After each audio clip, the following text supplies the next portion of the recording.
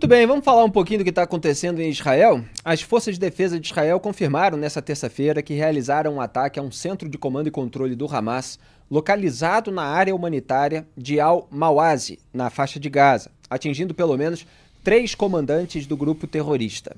Em comunicados, militares informaram que entre os alvos atingidos estavam Samer Ismail Kadrer Abu Daka, chefe da unidade aérea do Hamas em Gaza, Osama Tabesh, chefe do Departamento de Observação e Alvos no Quartel-General de Inteligência Militar do Hamas, Ayman Mabul, terrorista sênior do Hamas. A gente separou um vídeo em português do major e porta-voz das Forças de Defesa de Israel, Rafael Rosenstein, ele que é brasileiro israelense, nasceu aqui no Brasil, mora lá, fala sobre a operação militar agora para vocês. Pode soltar. Por favor, escutem até o final. É muito importante o que vou dizer a vocês. Se vocês estão vendo esse vídeo, é porque se interessam pelo conflito em Israel. Então, com certeza, hoje vocês acordaram e se depararam com notícias alegando sobre ataque israelense no qual dezenas de palestinos morreram. O que vou explicar agora, vocês não verão em nenhum outro lugar. Algumas horas atrás, na madrugada de segunda para terça, a Força Aérea Israelense conduziu um ataque preciso contra vários terroristas de alto escalão do Hamas que operavam dentro de um centro de comando que foi incorporado na área humanitária de Khan Yunis, na faixa de Gaza. Infelizmente, na grande mídia, vocês verão manchetes sobre ataque israelense em zona humanitária, ignorando a presença de terroristas nessa área. De uma forma totalmente hipócrita, vocês verão muitas críticas contra um Estado democrático de direito que ataca terroristas, minimizando danos a civis, e não críticas contra terroristas que se escondem atrás de civis, colocando os civis em risco de forma sistemática. Segundo o Gabinete de Informação Governamental da faixa de Gaza, que é controlado pelo Hamas, mais de 40 civis foram mortos nesse ataque. Todos civis, inocentes, e nenhum terrorista estava presente no local. Agora vocês têm duas opções. Acreditar nos números do Hamas, um grupo terrorista que transmitiu sistematicamente mentiras, informações falsas durante a guerra, ou se apoiar nas informações das Forças de Defesa de Israel, que têm um compromisso irreversível com os fatos de forma plena e transparente. De acordo com nossa análise, podemos afirmar o seguinte. Primeiro, os números publicados pelo Hamas não se alinham com as nossas informações. As munições utilizadas são precisas e o alvo foi acertado de forma cirúrgica. Segundo, o ataque foi direcionado, como disse anteriormente, a um centro de comando terrorista do Hamas, que foi montado na área humanitária em Khan Yunis. O ataque, logicamente, não foi direcionado contra civis inocentes. Terceiro, entre os terroristas atingidos estavam os seguintes membros do Hamas: Samer Abu Daka, chefe da unidade aérea do Hamas na faixa de Gaza; Osama Tabesh, chefe do Departamento de Observação e Alvos do Quartel-General da Inteligência Militar do Hamas; Ayman Mabul, outro terrorista de alto escalão do Hamas. Esses terroristas estavam diretamente envolvidos na execução do massacre de 7 de outubro e estavam operando recentemente para realizar atividades terroristas contra o Estado de Israel. Repito, esses não foram os únicos terroristas atingidos, mas os principais. Antes do ataque foi realizada uma extensa análise de informações de inteligência e também uma vigilância aérea contínua nas horas que antecederam o ataque e também durante o ataque. Nossa análise confirmou a presença dos terroristas na área atacada. Apesar das extensas medidas tomadas pelas Forças de Defesa de Israel para permitir que a população de Gaza se afaste das zonas de combate, inclusive através da designação de áreas humanitárias, a organização terrorista Hamas continua insistindo em transformar áreas humanitárias em zonas de combate, incorporando seus terroristas e suas infraestruturas militares em zonas humanitárias, utilizando sistematicamente civis de Gaza como escudo humano para suas atividades terroristas. Essa guerra é bem desafiante, porque é travada contra terroristas que não poupam nem a vida de civis para garantir suas operações. Continuaremos até o final para trazer nossos sequestrados de volta para suas casas e para desmantelar a capacidade terrorista do Hamas.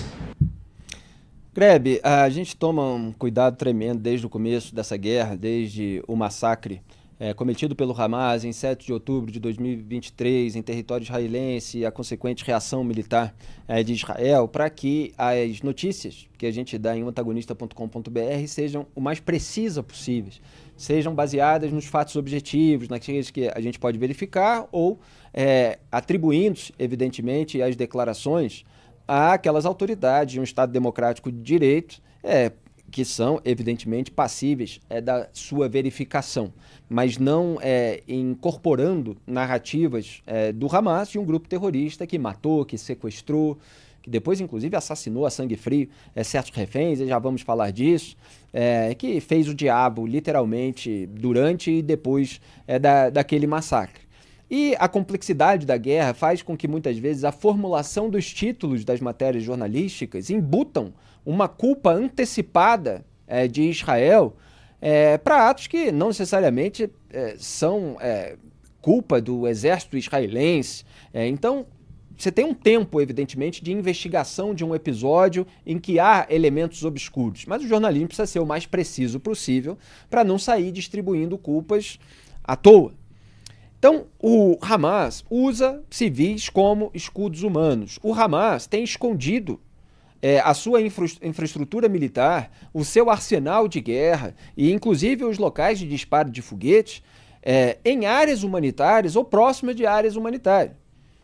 E aí, quando acontece um bombardeio em Israel para eliminar terroristas, para eliminar a infraestrutura militar que está sendo utilizada para disparos contra o território israelense, onde podem morrer civis israelenses, se diz, Israel bombardeou uma área humanitária. E aí fica parecendo que Israel é malvadão, que está bombardeando a área humanitária porque é perverso e quer matar civis deliberadamente, porque é um governo racista, isso e aquilo. E a gente tem visto aí quantos terroristas têm sido eliminados nesses ataques e, obviamente, analisando cada ataque conforme a sua singularidade. Morreram civis, não morreram, há investigação, vamos acompanhar, etc. Então é preciso ter todo esse cuidado que a gente tem e vários outros portais mundo afora não. Grebe, como é que você avalia mais esse episódio no contexto da guerra? Felipe, eu estava até lendo uma reportagem hoje, agora não me lembro se era na Reuters, na agência de notícias, ou num dos jornais israelenses, talvez o Times of Israel, falando sobre os movimentos de resistência dos habitantes de Gaza contra os terroristas, porque eles estão tentando evitar ser usados como escudos humanos. É uma reportagem muito interessante, né, se é que se pode usar essa palavra, e muito dolorosa também, né, porque, enfim, ela comprova esse fato. Né, e é uma percepção que agora quem mora em Gaza tem com clareza. A cidade já está toda destruída e, mesmo assim, os terroristas continuam tentando se aproveitar da população, que já está numa situação terrível, para continuar sendo terroristas. Então... Aliás, o exército israelense encontrou ali falsificação de pesquisas na faixa de Gaza para inflar a popularidade do Hamas e principalmente do Sinwar, que é o chefe do Hamas na faixa de Gaza. Então, aqueles dados que são utilizados desde o começo da guerra pela imprensa internacional de popularidade entre os palestinos também são bastante questionados. A gente estava comentando aqui o bombardeio israelense que matou 3 comandantes, pelo menos, do Hamas, e que estavam utilizando uma área humanitária para as suas atividades terroristas. Então, cuidado com essas manchetes que dizem Israel bombardeou a área humanitária, como se Israel de maldade estivesse bombardeando civis. Mas a gente está vendo que terroristas morreram nesse bombardeio e, obviamente, vai analisar esse episódio para ver se há outros elementos durante o processo de verificação que, às vezes, é demorado.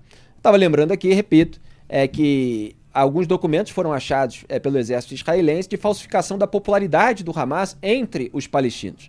E o Graeb estava comentando que os palestinos estão fazendo todo um esforço para não serem usados como escudos humanos pelo Hamas.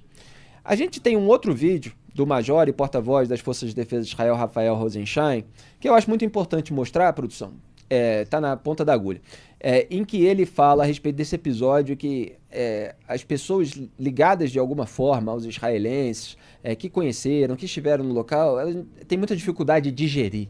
são daqueles seis reféns que foram mantidos em cativeiro durante 11 meses e foram executados, porque os terroristas viram que o exército israelense estava perto e, de maldade mesmo nesse caso, assassinaram a sangue frio. Então Rafael Rosensheim mostra imagens do túnel onde eles estavam escondidos e é realmente impressionante, por mais que a gente saiba que eles façam isso. Pode soltar. Esse comunicado é muito importante. Eu vou mostrar para vocês o túnel no qual foram assassinados na semana passada a sangue frio 6 civis que foram sequestrados pelo Hamas: Irsh, Eden, Karbel, Alex, Almog e Yuri. A casa onde estava localizada a entrada do túnel estava fechada. Nós quebramos o chão embaixo do quarto de crianças e descobrimos a abertura do túnel. Essa é uma característica comum que encontramos várias vezes na faixa de Gaza. As entradas de túneis subterrâneos são localizadas em locais onde as pessoas não conseguem chegar, como um quarto de criança. As escadas do túnel foram construídas pelo Hamas. O objetivo de uma entrada de túnel escondida é poder abri-la quando necessário, subir as escadas, quebrar o chão e sair pelo quarto das crianças. A escada desce cerca de 20 metros usando 4 escadas separadas. A partir daí, a escada leva a um túnel estreito e baixo, sem salas, que tem cerca de 120 metros de comprimento e tem no final uma porta de ferro bloqueada. Nessa parte do túnel, os sequestrados foram detidos e assassinados. Agora vou mostrar para vocês imagens de dentro do túnel. São imagens difíceis. Difíceis não somente por sentir o sofrimento dos sequestrados, mas por saber que existe no mundo pessoas tão cruéis. Eu diria mais, imagens difíceis por saber que tem governos que tentam realçar relações com o patrocinador desses terroristas, o Irã. Como vocês podem ver, esse é um túnel de trânsito e não um túnel de estadia. Um túnel onde você não consegue ficar em pé sem se curvar. A umidade é muito alta e o calor é infernal, o que torna difícil de respirar. É possível ver frascos de urina que foram guardados no túnel. Encontramos também uma fossa para fazer as necessidades. Vimos também roupas femininas e produtos de higiene feminina. Encontramos equipamentos dos terroristas, carregadores elétricos, cartuchos de fuzil Kalashnikov e balas usadas que talvez foram essas utilizadas para o assassinato dos reféns. Encontramos também o livro Corão, lanternas e escovas de cabelo. Na continuação, podemos ver também o ponto do túnel onde os sequestrados foram assassinados. Ainda dá para ver o sangue deles no chão. Nesse local que vocês podem ver aqui embaixo, foram os últimos momentos de Irsh, Eden, Carmel, Uri, Almog e Alex. Aqui eles foram brutalmente assassinados. Eles foram heróis, foram assassinados a sangue frio por terroristas assassinos, cruéis, que constroem túneis embaixo de quartos de crianças e nele escondem civis inocentes que estavam curtindo uma festa ou deitados em suas camas. Meu avô foi sobrevivente do Holocausto. Essas imagens lembram as histórias que eu ouvia do meu avô, que nunca imaginaria que nos dias de hoje voltariam a virar realidade. Mas nunca imaginaria que pessoas e líderes apoiariam grupos terroristas que cometem esses atos. A história vai julgar. Quem ainda hoje apoia o eixo do mal, o eixo do Irã, Hezbollah, Hamas, são como aqueles que apoiaram os nazistas há 80 anos atrás. Não podemos esquecer que nessas mesmas situações ainda estão em Gaza crianças e idosos, inclusive Kfir Bibas, de 1 ano de idade, e Shlomo Mansur, de 86 anos, que é sobrevivente do Holocausto. Continuaremos a combater o Hamas com determinação, eliminando os comandantes e terroristas onde quer que estejam, para que isso nunca mais volte a acontecer.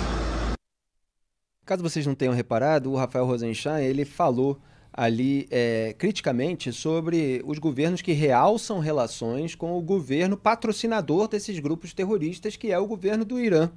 Sabe qual governo que tentou realçar essas relações? O governo Lula, com o Irã. Vamos lembrar da presença do vice-presidente Geraldo Alckmin na posse do presidente iraniano, numa imagem em que eu identifiquei os seus as pessoas que estavam ao seu lado e legendei, viralizou nas redes sociais e depois foi apontado em uma série de matérias decorrentes dessa minha legendagem. Tá ali, Geraldo Alckmin, vice de Lula no Brasil, Ziad al-Naqallah, líder da Jihad Islâmica, que é um grupo aliado do Hamas, o Mohammed Abdul Salam, que é o porta-voz dos Houthi, outro grupo ali de rebeldes, né, mas que tem atos terroristas. General Naim Hassen é o vice-líder do Hezbollah, que ataca Israel pelo norte ali do Líbano, e o Ismail Haniyeh, líder do Hamas, que foi eliminado horas depois dessa cerimônia de posse, num ataque atribuído a Israel, na pousada em Teherã, né? Sabia onde ele estava localizado e acabaram explodindo ali precisamente o quarto dele. Então, o Geraldo Alckmin estava aí ladeado pelos líderes de grupos terroristas que atacam Israel. Então, só para ilustrar aqui a crítica que foi feita pelo major brasileiro israelense. Greg, um comentário final. Lastimável, né? Ver o vice-presidente brasileiro ali na primeira fila, né? Me parece que é a primeira fila, lugar de honra, ladeado de terroristas. Então, o Brasil realmente escolheu um lado, escolheu o lado ruim dessa história, escolheu o lado que não tem compromisso nenhum com liberdade, com democracia, né? É uma lástima, mas está começando a pagar, o Brasil está começando a pagar por ter optado por se associar à Venezuela, ao Irã e tudo mais.